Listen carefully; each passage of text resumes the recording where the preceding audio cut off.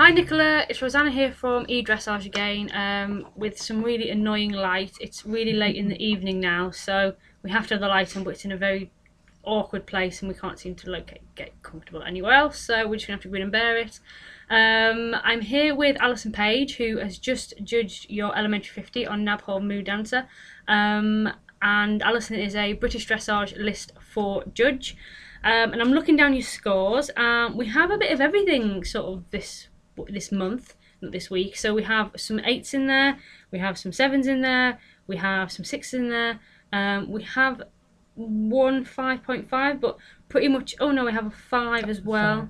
A 5 and a 5.5, so it's pretty much a full range, all the way from 5s up to 8s, so a little bit up and down, but we're going to pass you over to the professional, that is Alison, who's going to talk to you a little bit more in depth about what happened and what you can do to have a bit more of a consistency in this test. It's always quite a hard and fast coming test, really, isn't it, for all the movements? And just talk about really what we need to do to get them marks even more consistent or a little bit higher. So over to you, Alison.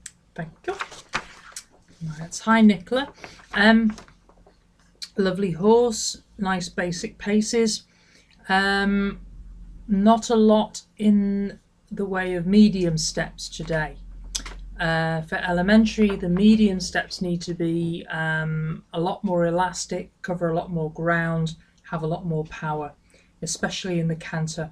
The medium canter, there was barely any difference at all between your working canter and your medium canter, so we need to work, that's something to work on. The canter itself, whilst the rhythm is correct, it needs a lot more jump. The steps need to be bigger and more off the ground, a lot more power, a lot more bounce. That is not an easy elementary test, particularly in the canter work, that one, and he did well to negotiate all the movements, but it's the actual quality of the pace that we're looking for within those movements. It wants a lot more impulsion, and also more supple bend, particularly on the left rein. There was a small amount of tilting on the smaller circle, and he needs to be more supple to the bend. I think that's where he's. I mean, it's mostly the canter work needed a lot more jump. I think the hardest thing with him is that he's a big horse, isn't he? Yeah. And he looks like he's got a very long back. And you're in a 20 by 40 school, and you've got medium canter down, obviously the long side. But I think just almost preparing for that a little bit more, and making sure that difference is seen. It's just to be braver, be a bit braver. It's all a little bit careful, a little bit tentative. You need to just say, right, okay, now we're gonna go. I can understand why you're doing it, because there's not a huge amount of space to get him back again. But what we want is a clear, crisp transition into medium canter and a balanced. I mean, it could be slightly progressive back into working canter or collected canter, but there must be clear ground covering medium in between the transitions. But we need almost more expression in the canter, more jump, more engagement, more up and go.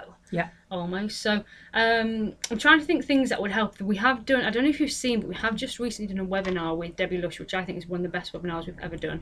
And it is all about impulsion in the training scale. And she talks a lot about quickening the hind leg and what is a quick hind leg, and getting that impulsion and getting that expression within the paces, and how to contain it as well. And I think with him, he's such a big horse.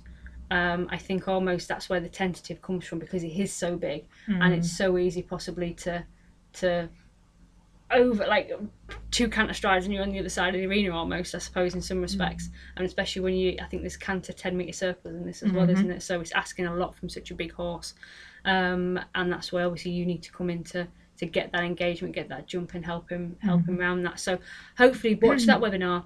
I think that will be very helpful for you. It's only about 40 minutes. You can watch it on your phone. So if you're going to bed or something and you've got Wi-Fi, I just watch before you go to bed or something, like a little movie or something. It's one of the best webinars I've ever done. Debbie is a fantastic presenter, and there was lots of stuff in that video, and this light is really annoying me. So I'm really sorry. It's late in the day. We're in the elementary now. We're almost done. We've been at this for nearly 12 hours, so we can't quite negotiate anything else. But hopefully that is helpful. And we'll see where you end up in the placings this month, and we hope to see you again next month. Over now.